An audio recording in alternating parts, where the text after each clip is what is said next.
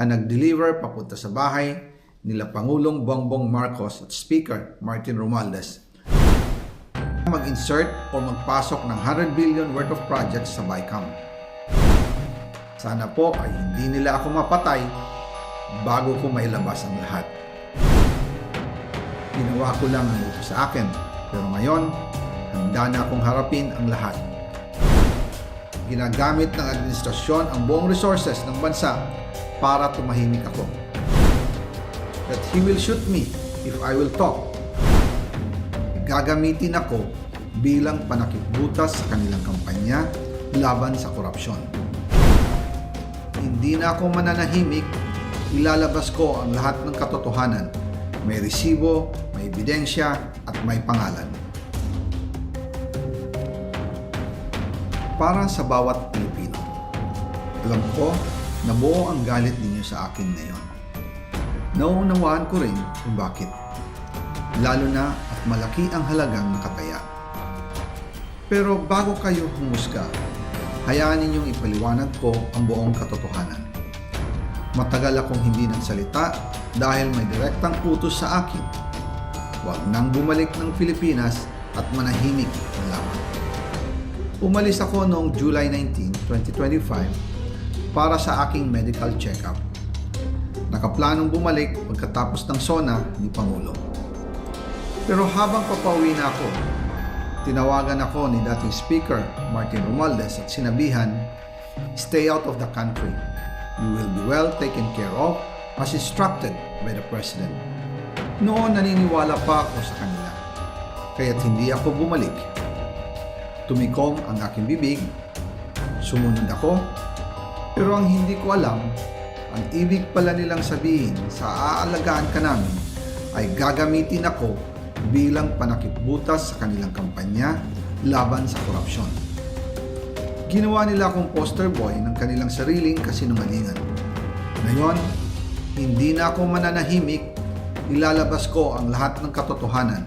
May resibo, may ebidensya, at may pangalan. Nagsimula ito nung tumawag si Sekmina Pangandaman sa akin nung nag-umpisa ang BICAM process last year, 2024.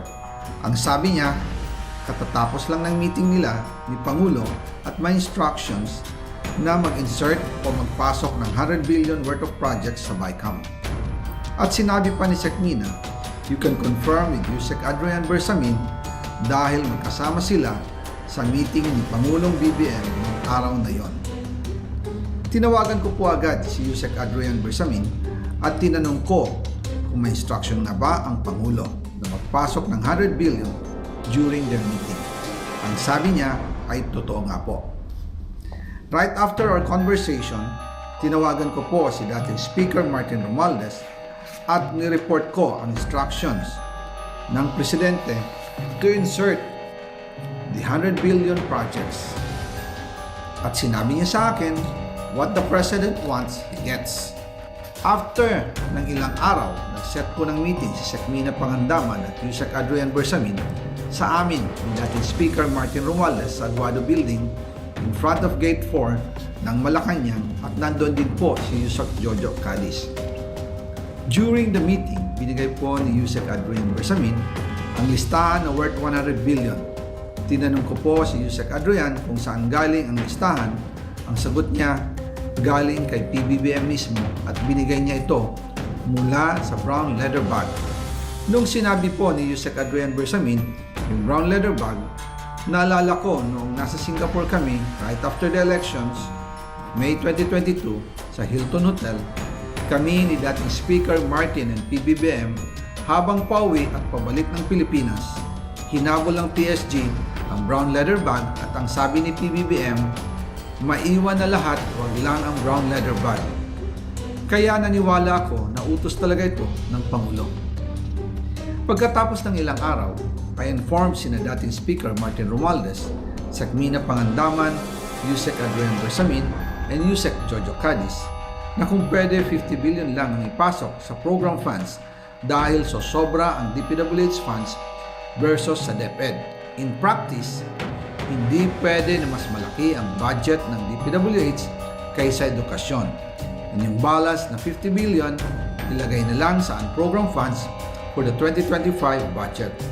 Dahil Office of the President din ang nagre-release ng lahat ng unprogrammed funds. Pagkatapos ng isang araw, tinawagan ako ni Sec. Mina at sinabi ang mensahe ng Pangulo. Ipasok ninyo yan dahil pinangako na sa akin ni Speaker Martin yan at hindi na pwedeng baguhin.